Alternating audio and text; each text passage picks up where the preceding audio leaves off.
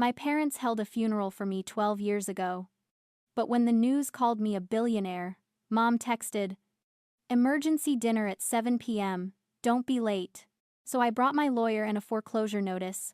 Before we dive into this storm, drop a comment and let me know what's the one lie your family told that you can never forgive. I'm reading every single one. I didn't reply to the text, I just stared at it. The words glowed on my phone screen, illuminated by the cold, sterile light of my office. Emergency dinner. As if I were still 19, living under their roof, subject to their curfews and their whims, as if they hadn't erased me from existence more than a decade ago. I walked to the floor-to-ceiling window of my corner office at Helix Biocorp. Outside, the Boston Harbor was churning, a slate-gray storm rolling in off the Atlantic. It matched the weather inside my head perfectly. 12 years. That's how long I'd been dead. Or at least, that's how long the polite society of Greenwich, Connecticut, believed I had been dead. My parents, Richard and Susan, had told everyone I perished in a tragic boating accident off the coast of Maine. A closed-casket funeral followed. It was neat. It was tragic. It garnered them immense sympathy at the yacht club. But the truth was far less romantic. I hadn't died. I had gotten pregnant at 19 and refused to get an abortion. I refused to go to the wellness retreat in Utah they had booked to hide my condition. I refused to let them scrub my mistake from their perfect record, so they scrubbed me instead. They kicked me out with nothing but the clothes on my back and a threat that if I ever returned, they would ruin me. I lost the baby 3 months later to stress and malnutrition, but by then, the funeral had already happened. I was already a ghost. And now, this text. Why today? Why, after 12 years of silence, was there suddenly an emergency? I glanced at the tablet on my desk. The answer was right there in black and white. Forbes had just released its list of self-made billionaires under 30. My name, Ren, was number 4. My net worth, tied to the soaring stock of the biotech company I founded, was public knowledge. That was the trigger. They didn't want their daughter back. They wanted a withdrawal. I felt a cold, familiar burn in my chest. It wasn't sadness. Sadness is for people who have lost something valuable. I hadn't lost anything I wanted back. This was clarity. For years, I had wondered how they could do it. How could parents look at their child and decide she was a liability to be liquidated? But standing there, watching the rain lash against the glass, I finally understood. To Richard and Susan, erasing me wasn't evil. It was just brand management. It was damage control. They had normalized their cruelty so thoroughly that they probably believed they were the victims. They believed they had done what was necessary to protect the family name. And now that the defective product had suddenly become the most valuable asset in their portfolio, they were simply issuing a recall. The door to my office opened. Jonathan walked in. He didn't knock. He knew I was waiting. Jonathan was my corporate attorney, a man so sharp he could cut glass with a glance. He was holding a thick leather folder. "It's all here," he said, his voice low and gravelly. "Vanguard Holdings is officially the majority creditor." I turned away from the window and took the folder. Vanguard Holdings. The shell company I had set up 6 months ago for this exact purpose. Inside this folder were the deeds to my parents' estate, the titles to their cars, the promissory notes for their business loans. I had bought it all. Every single debt they had leveraged to maintain their facade of wealth now belonged to me. "Are you sure about this, Ren?" Jonathan asked. He wasn't questioning my resolve, he was checking my temperature. "Going back there, it's going to be ugly." I ran my hand over the leather cover of the folder. "I know," I said. "But I'm not going back to eat dinner, Jonathan. I'm going back to foreclose." I picked up my coat. "Let's go. I don't want to be late for my own resurrection." The Gulfstream G650 waited on the tarmac, engines whining against the wind. I climbed the steps, my heels clicking on the metal, Jonathan right behind me. Inside, the cabin was warm, smelling of leather and fresh espresso. I settled into my seat and opened the folder again, just to see the numbers. $36 million. That was the price of my parents' lifestyle. That was the cost of their reputation, and I owned every cent of it. We landed in Westchester County an hour later. The storm had intensified. Rain lashed against the armored SUV Jonathan had arranged. I drove. I knew the way. I knew every curve of the winding roads leading to the Greenwich estate. As we pulled up the long driveway, my stomach tightened, not with fear, but with anticipation. The house loomed out of the darkness, a massive colonial structure illuminated by floodlights. It looked exactly the same. Imposing. Perfect. But as I got closer, I saw the cracks, the peeling paint on the shutters, the overgrown hedges. The facade was crumbling, just like the people inside. I parked right in front of the door, blocking my father's Mercedes. "Ready?" Jonathan asked.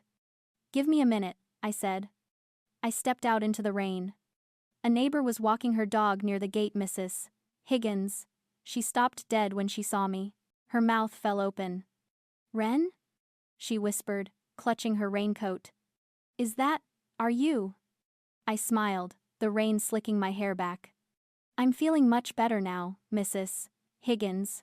She scrambled away, dragging her dog, looking back over her shoulder as if she'd seen a ghost. "Good. Let them talk." By tomorrow, the whole town would know the grave was empty. I walked up the steps and rang the doorbell. The chime echoed inside, deep and resonant. A moment later, the door swung open. My mother, Susan, stood there. She was wearing a silk dress that had seen better days, her hair perfectly coiffed, her face a mask of strained hospitality. For a second, she just stared. Then her eyes darted to my clothes, the tailored suit, the watch, the shoes, and I saw the calculation. She wasn't looking at a daughter. She was looking at an ATM. "Wren!" she exclaimed, reaching out as if to hug me. "You made it. Oh, look at you. You look expensive." I stepped past her without a word. My father, Richard, was in the foyer, pouring a drink. He looked older, grayer, his posture a little less rigid. He didn't hug me, he just nodded. As if I were a business associate arriving for a meeting. "You're late," he muttered. "Traffic," I said. "Where is he?" "Hunter is in the living room," Susan said quickly, shutting the door against the storm. "He's eager to see you." I walked into the living room. My brother Hunter was sprawled on the sofa, scrolling on his phone. He looked up, his eyes bloodshot, wearing a Rolex that I knew was fake or bought on credit. He grinned, a lopsided, nervous expression. "Hey sis. Long time no see, heard you're basically printing money now." I ignored him. My eyes scanned the room. And then I saw her. In the far corner, in a wheelchair facing away from the fire, was Grandma Rose. She looked frail, smaller than I remembered. I walked over and knelt beside her. "Grandma?" She turned her head slowly, her eyes, cloudy with age, widened. She reached out a trembling hand. In it, she held a small, folded piece of paper, a crane, the same kind she used to make for me when I was crying in my room. A symbol of hope, a symbol of survival. She knew I was coming. She had never forgotten. "Wren," she whispered. "My bird." I took her hand, fighting back the sudden sting of tears. "I'm here, Grandma. I'm here." "Dinner is served," Susan announced brightly from the doorway, clapping her hands. "Come on, everyone. We have so much to discuss." I stood up, squeezing Grandma's hand one last time. "Yes," I said, my voice cold. "We certainly do." The dining room was a masterclass in performative wealth. Crystal goblets sparkled under the chandelier, catching the light in fractured rainbows. The silverware was heavy, the napkins, linen, but the food was lukewarm catering, probably ordered at a discount. I took my seat next to Jonathan. Across from me, Hunter was already pouring wine, his hand shaking just enough to rattle the bottle against the glass. Richard cleared his throat, tapping his fork against his goblet. The sound was sharp, demanding attention. "A toast," he announced, standing up. "To family. To being whole again." He raised his glass, looking around the table with a practiced smile that didn't reach his eyes. "We have faced hard times, yes. The market changes, but we adapt, we survive. And now, with Wren back, we are stronger than ever." "To the legacy," Susan echoed, raising her glass. I didn't move. I didn't touch my glass. I just watched him. You speak of legacy, Richard, I said, my voice cutting through their murmurs. But what is that legacy, exactly? Is it the lies? Or is it the debt? The table went silent. The server froze in the doorway. We don't talk about money at the dinner table, Susan hissed, her smile faltering. Why not? I asked. It's the only reason I'm here. Let's not pretend otherwise. You didn't invite me back because you missed me. You invited me back because you saw my name on a list. That is hurtful, Susan sniffed, dabbing at dry eyes. We invited you because it's an emergency, because a family sticks together. A family that tells people their daughter is dead doesn't get to play that card, I said. Richard slammed his hand on the table. Enough! We did what we had to do to protect this family. You abandoned us. You ran off to play scientist while we stayed here and did the real work. Real work? I raised an eyebrow. Is that what you call running the company into the ground? I built this company, Richard roared. I provide for everyone at this table. You provided a lie, I said. And tonight, the bill is due. Richard signaled the server to leave. Clear the room, he barked. Leave us. The server scurried away. Even Hunter looked uncomfortable, staring into his wine. Fine, Richard said, sitting down heavily. Let's talk business. The company is going through a temporary liquidity crisis. The banks are being unreasonable. They don't understand the legacy of the firm. We need a bridge loan. How much? I asked. I wanted to hear him say it. 10 million, Richard said. Just to get us through the quarter. To restructure. 10 million. Double what I expected. The audacity was breathtaking. 10 million, I repeated. And what do I get in return? You get to be a daughter again, Susan said, leaning forward, her eyes shining with manic hope. We will announce your return.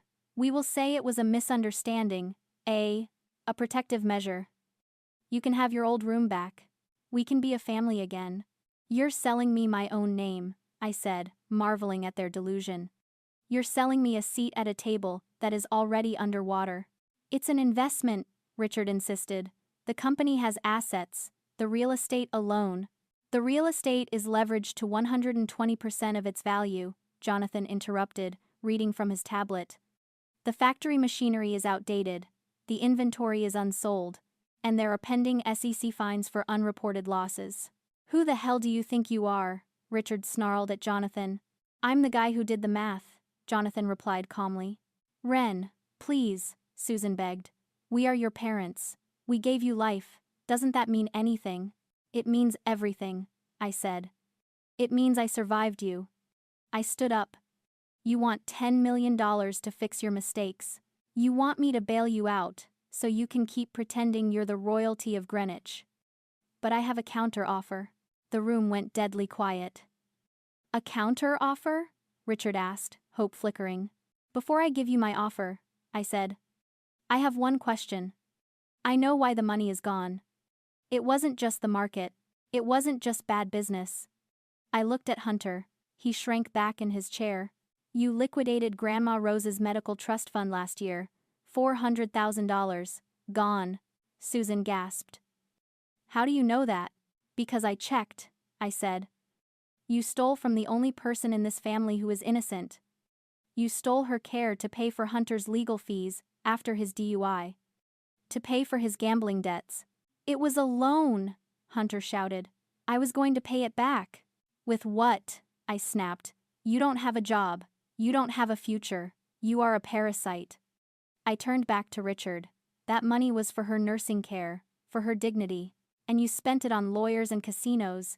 You are monsters. Richard looked at me with pure hatred. We did what was necessary. No, I said. You did what was easy. And now it's over. I looked at Jonathan. Show them. Jonathan stood up. He didn't look like a dinner guest anymore. He looked like an executioner in a bespoke suit. He picked up the heavy leather folder and dropped it onto the center of the table. It landed with a dull, heavy thud that rattled the silverware. He opened it. Loan number 7842, Jonathan read aloud, his voice devoid of inflection. Primary mortgage on the Greenwich estate. Acquired by Vanguard Holdings on August 14th. Loan number 3391, Commercial line of credit for the manufacturing plant. Acquired by Vanguard Holdings on September 2nd. He slid a stack of papers across the white tablecloth. They fanned out like a winning poker hand. Promissory note for the renovation of the East Wing. Acquired last Tuesday. Richard picked up the top document. His hands were shaking so violently the paper audibly crinkled. He read the header. He read the assignment clause. Vanguard Holdings, he muttered, sweat beading on his forehead. Who is Vanguard Holdings? The bank said they sold the debt to a private equity firm. They said we had an extension. They did, I said. I stepped forward, placing my hands flat on the table, leaning in until I was inches from my father's face. I am Vanguard Holdings. The silence that followed was absolute. It was the vacuum before a shockwave. Susan gasped, her hand flying to her throat, her eyes darting between me and the papers. You? Richard whispered. The word came out like a choke. You bought our debt? I bought all of it, I said. Every cent. Every lien. Every mortgage. I own this house, Richard. I own your failing company. I own the lease on your Mercedes. I own the chair you are sitting in right now. And then, I watched it happen. I watched the transformation I had analyzed 1,000 times in my head but never seen in person.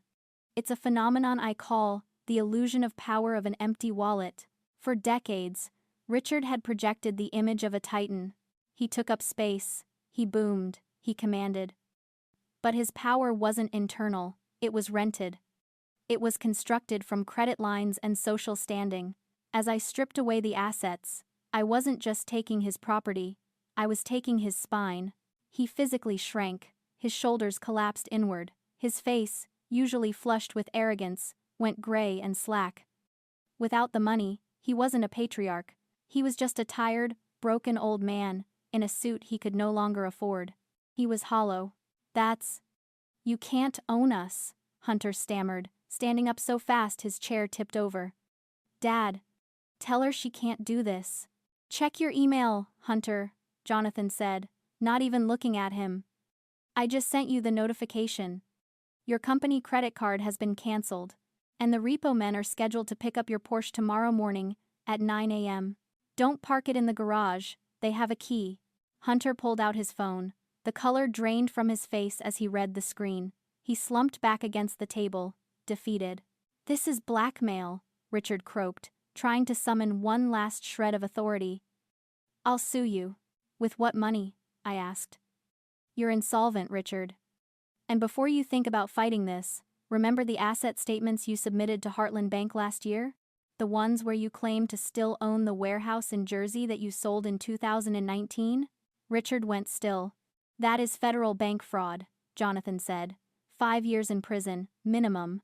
Here are your options, I said, my voice cold and steady. Option A. We proceed with immediate foreclosure. The sheriff arrives at noon tomorrow to evict you. We file a formal complaint with the FBI regarding the fraudulent loans. You go to prison. You die in prison. Susan let out a low moan, clutching Richard's arm. Option B, I continued. You sign this. Jonathan placed a single, crisp document on top of the pile of debt. It is a full surrender of assets and a voluntary release of claims. You sign over the deed to the house, the remaining stock in the company, and any claim to the family trust. And then what? Richard whispered. We live on the street? No, I said. I'm not a monster. I'm a businessman. I pulled a check from my pocket. It was already written out. $750,000. Enough to buy a small condo in Boca Raton. Enough to disappear. Disappear? Susan whispered. You leave Greenwich, I said. You leave the East Coast. You go somewhere where no one knows the name Reed, and you never, ever contact me or Grandma Rose again. You're taking Mother? Richard asked, his voice hollow, looking at the wheelchair in the corner.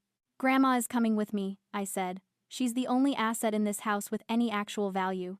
And if we don't sign? Richard challenged, trying to find one last scrap of leverage. Then I burn it all down, I said. I ruin you publicly. I put you in jail. And I leave you with nothing. Not even a penny. I checked my watch. You have 5 minutes. The pilot is waiting. The room was silent, except for the howling of the wind outside. Richard stared at the document. His hand hovered over the Mont Blanc pen. I could see the war raging inside him. His ego was fighting a losing battle against his survival instinct. He was a proud man, but he was also a coward. And cowards always choose safety. He picked up the pen. His hand shook. He pressed the nib to the paper. It took him a long time to write his name, Richard Arthur Reed. When he finished, he dropped the pen as if it were burning hot.